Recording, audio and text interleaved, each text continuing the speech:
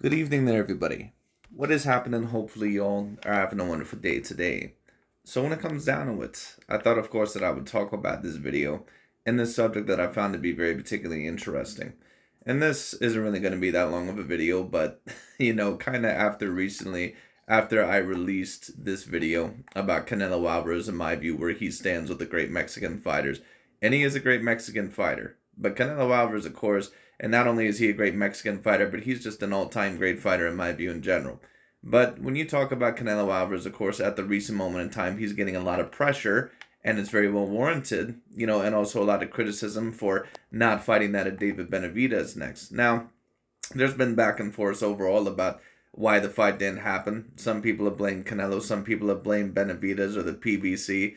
What do I personally think is going on? If I had to guess, Canelo Alvarez might be stretching it out overall to potentially make the most amount of money possible, or possibly overall maybe it was on Benavidez's side. I'm not really sure, to be honest with you. That's why I'm not super quick overall to really judge either side right now, because I'm not really exactly sure what happened. Canelo Alvarez, his side states that allegedly that they didn't receive an offer. That's apparently what they stated, while the PBC and David Benavidez's side, apparently they stated that they offered Canelo Alvarez $55 million and, pay-per-view revenue and all that other stuff.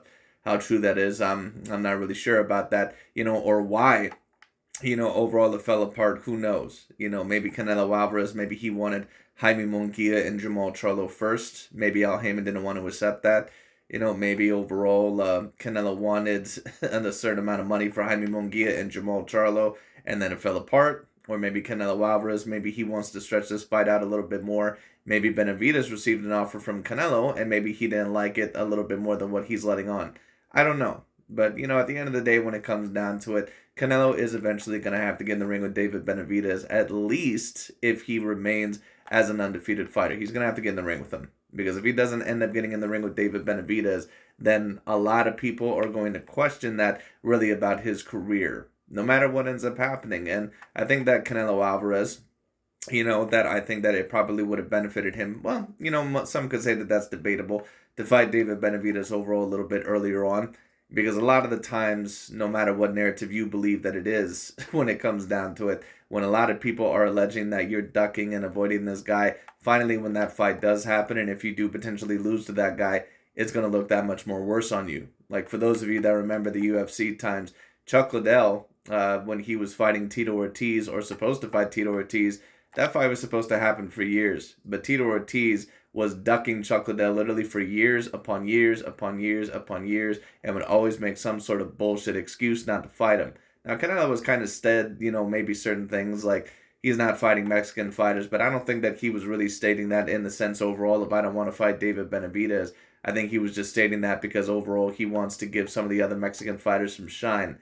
But of course he's going to be fighting that Jaime Munguia next, because overall their fight, I believe, is set up for that on May 4th or whenever that fight's going to happen. So Canelo no longer has that excuse in his back pocket. So if he's going to be fighting Jaime Munguia, then he can very much well also fight that at David Benavidez.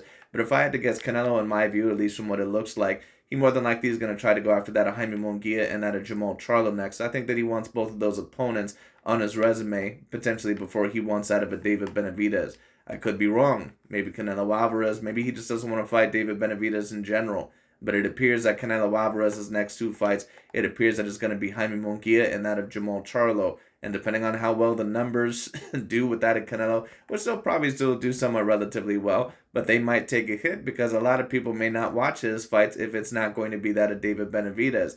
And I get it. A lot of fans want that fight, and Canelo is going to have to give the fans that fight eventually, unless it's possible that, Canelo Alvarez's side also, wants David Benavidez to move up in weight, fight certain guys there, when it comes down to see if he can possibly get beaten there. That way he pretty much is out of his way. Because David Benavidez, if we're really also going to go there, he's not really a natural super middleweight. That dude is pretty much a natural light heavyweight to cruiserweight fighter. It just is what it is. He pretty much is a natural light heavyweight fighter. Now, does that mean, in my view, that Canelo Alvarez, that he shouldn't fight him? No, it doesn't mean that, because David Benavidez is still in your weight class. And if you have the belts there, as long as they can make the weight and as long as they're mandatory, you're going to have to fight that guy, period. It just is what it is, But, who knows? But the reason, once again, why I'm not just completely jumping down Canelo Alvarez's throat at the moment is because I also find it a little bit odd that David Benavidez' side, that, you know, they're saying overall that Canelo Alvarez's side disappeared, but then yet you're getting a fight against a fighter that's also a part of the Eddie Reynoso stable. I mean, that could not mean anything. Maybe just Al Heyman had something to do with it, and maybe there wasn't as much discussion with Eddie Reynoso at all. Or maybe Eddie Reynoso, you know, he, you know, did that, and, you know, overall, you know, he wants to see how David Benavidez fights. I don't know. But, you know, it does seem a little bit odd to me that apparently Canelo Alvarez's side, you know, he disappears, and you don't hear anything out of Eddie Reynoso, but apparently you hear enough out of Eddie Reynoso, at least possibly, to make a fight with one of his fighters. So that does seem a little bit odd to me. But, you know, it is what it is. I could be wrong about that. But anyways, Dante's Boxing Nation is going to talk about it. Let's tune in. I represent Mexico. That fight right there, Canelo Alvarez versus Caleb Plant, which was a great matchup overall to put up. That was the last great performance, in my view, that Canelo Alvarez had. And when I say great performance, I'm not talking about, you know, all around won the fight dominantly, because I still think he won against John Ryder somewhat dominantly, but he didn't really look that good in that fight. And even against Jamel Charlo, I mean, you can say that he definitely looked better, but, you know, he looked, in my view, older. He looked slower. You know, he looked like overall he had, you know, lesser ability, just in my personal view. Canelo was starting to age as a fighter a little bit. Now, he's still an A-grade level fighter. He's still one of the top 5 pound-for-pound fighters, in my view. But you can tell that his time is starting to come to an end. And that might be a part of the reason that if Canelo really did pull out of that deal, that might be a part of the reason of why Canelo Alvarez is trying to put off this fight for so long, either for one of two reasons. If he is trying to avoid that of David Benavidez, because either A, he believes that him moving up the weight classes, that it could potentially weaken him if he moves back down to 168, or maybe he believes overall that he'll get beat there, or he's just trying to make the most amount of money overall, you know, for that potential David Benavidez fight to beat Jaime Munguia, and then overall beat that of Jamel Charlo, kind of like the Pacquiao-Mayweather paradigm, and then overall stretch it out as long as possible, and then make the most amount of money. That way it's clearly the biggest fight in boxing. But we'll see.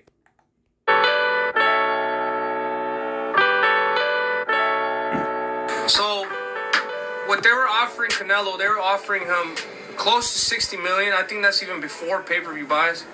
After pay-per-view buys, it would have been a fucking killing. I wasn't getting nothing, no percentage. I was getting a fee of $5 million. I pay out all my people. I think I'm left over with 3.5 before taxes. You know what I mean? So I was fine with that. I was completely fine with that. This guy was taking everything. He was literally taking everything. I'm not saying that he shouldn't. I mean, if he's entitled to, he's entitled. I don't give a fuck. I wanted the opportunity. It doesn't have anything to do with promotions, paid, or none of that. Canelo don't want to fight. Like, it's crazy how you guys can't see that. Some of the fans can't see that. He don't want to fight. Bro, every time Canelo says no, all his fanboys come up with the fucking million excuses for him. What lack of money in there, they're fucking offered him. Canelo Alvarez has a very big fan base. He has a very big cult of personality. So Canelo's always going to have certain people that pretty much ride to his defense because he has a bunch of fans, you know, pretty much like that in Mayweather or Pacquiao or a lot of guys out there when it comes down to it, you know. So that's just going to happen.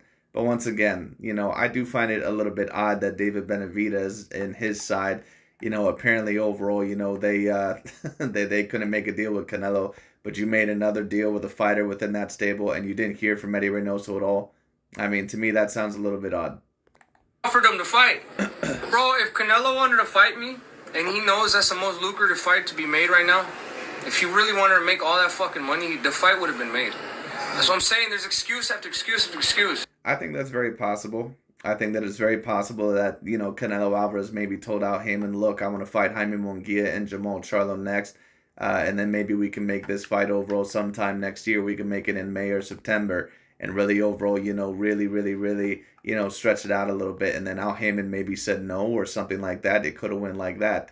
I'm not necessarily sure. You know, but Canelo Alvarez at the current moment in time, it appears that he has a plan to fight at least 2 fighters before he fights David Benavidez. And at the end of the day, Canelo Alvarez is going to get a lot of well-warranted criticism for that if he especially did turn down that deal, which seems very possible. So like I said, when it comes down to it, I get the criticisms of Canelo Alvarez. You know, now Canelo, of course, has fought a lot of great challenges in the past, but he is going to have to take this David Benavidez fight. That is, once again, if David Benavidez remains as an undefeated fighter. And David is going to be in an interesting position because if he beats Alexander Gvozdyk, then, of course, he's going to be in the position to where he's going to be, I believe, that of in the unifying position to fight that of the winner of Beterbiev versus Dimitri Bivol. And I'm not sure if David Benavidez is going to take that fight because David Benavidez, in my view, I don't think that he beats either of those fighters, just in my personal view. And it's also a little bit odd, in my view, that David Benavidez, right after that, he stated that he's going to move up to cruiserweight to fight Gilberto Soto Ramirez. I mean, excuse me, I can kind of see maybe why that fight makes sense, just because it's two Mexican fighters. And, of course, Soto Ramirez is still looked at as one of the more dangerous contenders out there, even though he got his ass completely kicked by that of Dimitri Bivol. But at the end of the day, it still is a little bit of an odd thing, especially if you're trying to get that Canelo Alvarez fight. Because if you go up all the way to cruiserweight, I assume overall that you're going to have to really, you know, gain a little bit or overall truly kind of fill out a cruiserweight. Are you really going to be able to go to cruiserweight and then go all the way back down to 168 pounds? I mean, that just seems, that seems a little bit of an interesting decision to me, but we'll see. Bro, he doesn't want to fight. I don't fucking care. Yeah. I represent Mexico.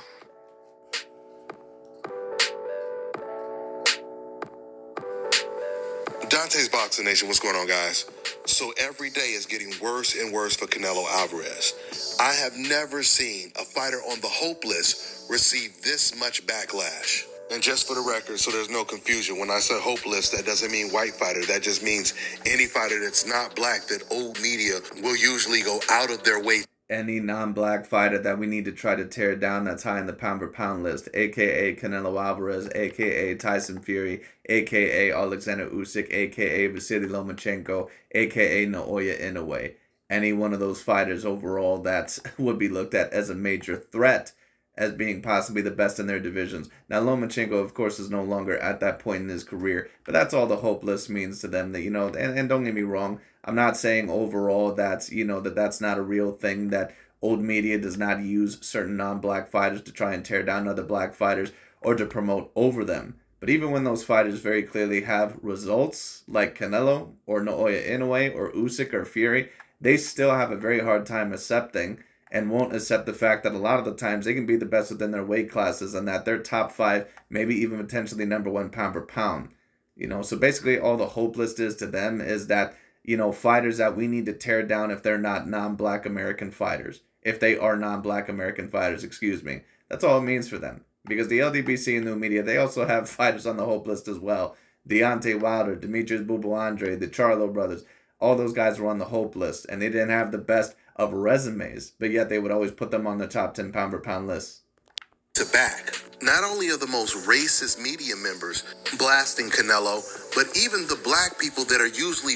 Dante always makes me laugh when he states overall the most racist media members. Dante might be the most racist media member. Now, of course, he's not like ESPN. He's not like overall some of these guys. Dante might be the most racist media member. Fearful of going against the racist narrative, they're even blasting Canelo. People like Mike Tyson and Stephen A. Smith. But this man completely takes the cake because this is the leader. This is the grand wizard of old media. No other than Jim Lampley, HBO's Jim Lampley. Jim Lampley, he was doing an interview with someone where they were trying to basically sugarcoat what Canelo Alvarez is doing by avoiding David Benavidez. And Jim Lampley, he just came out surprising the whole cast by saying quack. And that took the old media panel by surprise because they were expecting Jim Lampley to stay on code like Chris Mannix and Mike Coppinger have been doing. But Jim Lampley was not willing to follow the script. What's that way? Is it clear to you Canelo Alvarez is, whatever word you want to use, being judicious and sidestepping David Benavidez? So sure looks that way, doesn't it? I mean, what could be more obvious about what the audience wants? And if you don't give the audience what they want, then they will begin to back away from you. And for whatever reason, I agree. And the last time Canelo Alvarez was kind of in this situation, at least in terms of, you know, potentially avoiding a fighter, you know, that everyone wanted to see him fight was against that of Triple G, Gennady Triple G Golovkin. Now, some people think that Canelo was avoiding Golovkin. Some people believe that he was stretching it out. Him and Oscar were stretching out the fight. That way, you know, it could make big numbers. You know, kind of like the Floyd Mayweather Pacquiao, you know, paradigm once again. Like, a lot of fighters really like to use that today. And it could just be Canelo really trying to use that. I'm not really sure. Once again, assuming, you know, that, you know, this story is true, you know, possibly, and that Canelo Alvarez, that maybe he did turn down the deal. Assuming that it's true, which we're not necessarily sure. But if Canelo Alvarez overall did do that, you know, maybe that could possibly be the reason, you know. But Canelo has pretty much taken on almost every single challenge in his career. Now, is there certain fights overall that didn't happen in his career? Yeah, there's certain challenges that didn't happen in his career. But at the end of the day, Canelo has pretty much taken on a lot of the bigger challenges in his career. And 90% of the time, he's came out successful in those challenges. But of course, that doesn't mean that Canelo is going to get any more extra room overall from me or a certain amount of other people if he doesn't fight the main guy that a lot of people want to see. And that also is his mandatory. Once again, if Canelo really is the main one at fault here for this fight not happening, which it appears could be possible. Is not responding to the obvious, and the obvious is that the audience wants Canelo versus Benavidez. Maybe David Morrell will fill the bill, but he doesn't seem all that interested in that either. You know. Well, no one's going to fight David Morrell right now. David Benavidez is not even going to fight that of David Morrell. You know, it is what it is, you know. But David Benavidez is not going to get any criticism for that because Canelo was looked at as the champion. And let's be real, also, Canelo was a guy that a lot of the LDBC and new media need to try to tear down. So David is still being used as a pawn right now until he's outwore his welcome. Now, when he beats Canelo and all of a sudden he starts to become a top 10 pound-for-pound threat, and if he actually were to beat Dimitri Bivol or Artur Beterbiev, that's when all of a sudden you're going to see an energy shift. That's all of a sudden where you're going to see an energy change. Because they can't have David Benavidez as the #1 pound-for-pound fighter. A big part of the reason why they're promoting David Benavidez so much is because they know damn well that David Benavidez more than likely is not going to be a guy that is going to beat either Artur Beterbiev or Dimitri Bivol at their best. More than likely. Jamal Charlo? Sorry, that's not what the audience wants. Absolutely. Forgive me, Jamal. $5 million plus pay-per-view buys to fight Benavidez. Canelo? Yeah, what's your thoughts on him turning down the $55 million plus pay-per-view buys to fight $55 million to fight Benavidez? Well, you notice with all these guys that whenever it comes to a fighter that they don't like Canelo Alvarez, it's always a confirmation that Canelo Alvarez or one of these fighters didn't overall turn up the deal or didn't accept the deal. But then when it comes to a fighter that they like Deontay Wilder turning down the DAZN deal or Gervonta Tank Davis turning down a deal, then they say, oh, well, there must be a reason and all sort of stuff. Or it could just be that they don't want to fight that guy. Or it could be, you know, another reason. Who knows? Like I said, if Canelo Alvarez did turn down the deal overall with that, you know, of David Benavidez, then, you know, once again, he's going to get a lot of criticism and it's well warranted. Now, Canelo has, you know, proven to me over time that he's fought enough challenges overall to where more than likely he's going to more than likely take the David Benavidez fight eventually. But at the end of the day, dude, you're going to have to get in the ring with that guy. I'll fight him. Jeez. That was great. That was my next question. Would you fight him? Would you have fought Look, Benavidez? Oscar maybe would have fought David Benavidez. He wouldn't have won, but he would have potentially fought David Benavidez. seriously do not understand why Canelo doesn't fight Benavidez, because a lot of fans are going against Canelo now for not making that fight. He might have his reason. Maybe he's... Well, of course they're going to. If Canelo Alvarez clearly is the main reason overall why the David Benavidez fight is not happening, of course people are going to go against him.